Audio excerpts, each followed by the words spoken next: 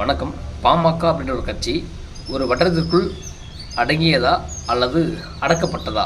ஏன்னா ராஜகம்பீரன் அப்படின்ற ஒரு அரசியல் விமர்சனம் இவர்களுடைய வேலையை வந்து பார்த்தீங்கன்னா எப்போவுமே பாமகவை வந்து குறை சொல்வது, பாமக வந்து ஜாதி கட்சி அப்படின்னு சொல்லிட்டு ஒரு வட்டத்துக்குள் இழுத்து தள்ளியது பெரும்பங்கு வந்து இந்த தமிழக பத்திரிகையாளர், தமிழக ஊடகவியலாளர், தமிழக அரசியல்வாதின்னு சொல்லுவாங்க இல்லையா, அரசியல் விமர்சகர்கள், இவங்க பெரும் பங்கு வகிச்சிருக்கும்.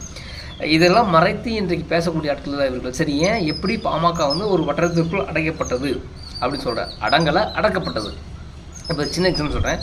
கீழ்வெண்மணி இன்றைக்கு கம்யூனிஸ்ட் கட்சியுடைய ஒரு தோழர் வந்து அழகாக பேட்டி தரார். கீழ்வெண்மணி படுகொலை என்பது அது அனைத்து இந்திய அண்ணா திராவிட முன்னேற்ற கழகமாக இருக்கக்கூடிய அல்லது திமுகவை உருவாக்கிய அண்ணா, இந்த ரெண்டு கட்சியும் உருவாக்கிய அண்ணா அவர்களால் அந்த காலகட்டத்தில் நடத்தப்பட்டது. அதற்கு முன்பு காங்கிரஸின் ஒரு ஆட்சியில் இருந்தது.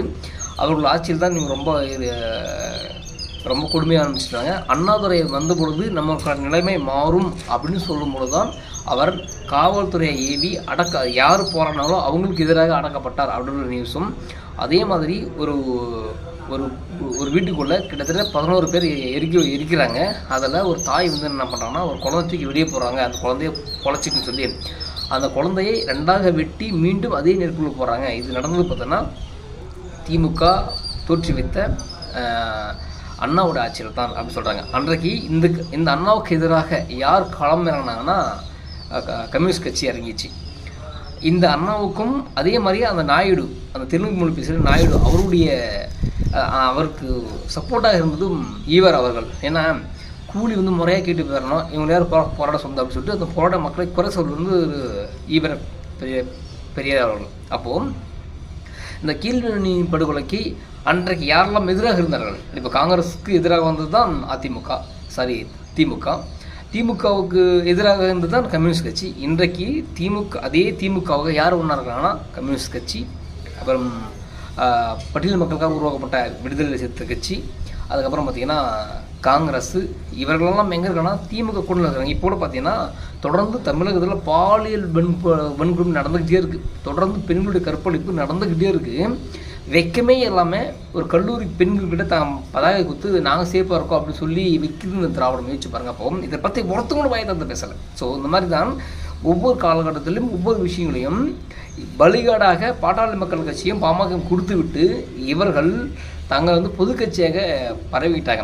இங்கே பாமக தவறு என்னன்னா, ஒன்று ஊடகத்தை உருவாக்கி வச்சிருக்கணும், இல்லை அந்த ஊடகத்தை பெருசாக பலப்படுத்திக்கணும். இன்றைக்கு கூட பார்த்தோன்னா பாமக எத்தனையோ பேர் வந்து பேசுகிறாங்க, எத்தனையோ பேர் வந்து ஊடகத்துக்காக செயல்படுறாங்க. இன்னமும் பாமக அந்த ஊடகத்தை பலப்படுத்தவில்லை. அந்தந்த யூடியூப் சேனலும் அங்கே தனித்தனியாக இருக்காங்க தவிர, இப்போ நீங்கள் நாம் தமிழர் கட்சி எடுத்துங்க. நாம் தமிழர் கட்சி என்ன பண்ணுறதுன்னா ஊடகத்தை கையில் எடுத்து, அதாவது அவங்களுக்கான யூடியூப் சேனல் கையில் எடுத்து அதை வலுப்படுத்தி அவர் எல்லா இடத்துலையும் அவர் கேமராமேன் இதில் இருக்கவே மாட்டார். அவர் பேசிய ஒவ்வொரு வார்த்தையும் வைரலாகும். அந்தளவுக்கு டீமோடு செயல்படுறாங்க. ஆனால் பாமகவில் அந்த டீம் செயல்பாடு இருக்குன்னா கண்டிப்பாக கிடையாது. இவ்வளோ தான் திறமையாக இருந்தாலும், எவ்வளோ தான் நேர்மையாக இருந்தாலும் தனக்கான வெளிச்சமும் இன்றைக்கி தேவை. இன்றைக்கி எப்படி, அதாவது ஒரு சொல்லுவாங்க, விலையில்லாத தரமான பொருளுக்கு வந்து விலை தேவையில்லை, மார்க்கெட்டிங் தேவையில்லை. அதெல்லாம் கிடையாது. இன்றைய காலகட்டத்தில் தரமான பொருளுக்கும் மார்க்கெட்டிங் உண்டு. தரமே இல்லாத ஒரு பொருளையும் மார்க்கெட்டிங் பண்ணி அதை விற்கின்ற புத்திசாலிக்கு உண்டு. மக்கள் இதில் எது நம்பி ஆமாறாங்க என்பதை தெரிந்து கொள்ள வேண்டும். நான் எப்பயும் சொல்கிறேன், பாமக வந்து ஒரு வட்டத்துக்குள் அடங்கலை. ஒரு வட்டத்துக்குள் முன்ன மாதிரியான ஆட்கள், இந்த அரசியல் விமர்சனவாதிகள், அப்புறமா பத்திரிகைகள், இவரெல்லாம் சேர்ந்து ஒரு வட்டத்துக்குள் அடைச்சிட்டாங்க. அங்கேருந்து வெளியே வரணும்னா பாட்டாளி மக்கள் கட்சி ஊடகம் அது பெருசாக செயல்படணும், விவாதங்கள் வரணும், அதை பேசணும், ஒவ்வொருத்தருக்கும் தகுந்த பதிலடி தரணும்.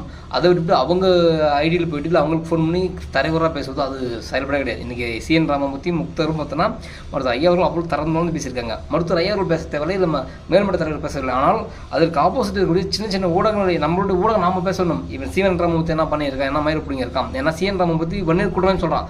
அவனை தவிர இவன் எவனுமே கிடையாது. வன்னியர் குடும்பம் குறைஞ்சபட்சம் ஒரு 500 பேராக இருக்கணும், இல்லை தலைவர்கள் இருக்கணும். எத்தனை பேராக இருக்கீங்க நீங்கள்? எவனுமே கிடையாது. ஆனால் இவன் ஒவ்வொரு முறையும் பேசுகிறான். இப்போது 10.5 தொடர்ந்து மருத்துவ எல்லாம் பேசிகிட்டே இருக்கான். வன்னியர் இவன் CN ராமமூர்த்தி எங்கேயாவது அவனை பார்த்துருக்கீங்களா? ஒரு தெருநாயை கூட நம்ம ரோடில் பார்த்துருக்கோம்.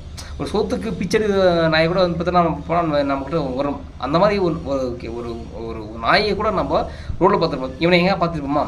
இவனை பார்ப்பது இந்த ஊடகம், இந்த யூடியூப் சேனல்கள் இதெல்லாம் பார்ப்போம். ஏன்னா என்னைக்கெல்லாம் திமுகவுக்கு பிரச்சனை வருதோ, என்னைக்கெல்லாம் திமுக வந்து ஒரு கேவலமான அரசியல் கேவலமான ஒரு விஷயத்தை பண்ணுதோ அன்றைக்கி அதை பூசி மழுப்பதற்கு இவன் வந்து ஒரு ஸ்ப்ரே, நாத்தடி ஸ்ப்ரே மாதிரி. நம்ம ஒரு பாத்ரூம் ஏதாவது ஒரு துர்வாஷம் வச்சுன்னா அங்கே ஒரு நம்ம ஸ்ப்ரே அடிக்கும், அந்த வாசனை போக்கும். அந்த மாதிரி இவன் வந்து ஒரு நாத்தடிக்கிற ஒரு மருந்துவன் சிஎன் ராமமூர்த்தி. இவனை கூப்பிட்டு தங்கள் மேலே உள்ள அழுக்கை தெளித்துக் கொள்வதற்காக பயன்படுத்துகிற ஒரு சிஎன் ராமமூர்த்தி. அப்போ இவங்களெல்லாம் கிழிச்சு தொங்கணும் இல்லை பேசணும்னா அதுக்கு ஊடகம் கண்டிப்பாக முக்கியம்.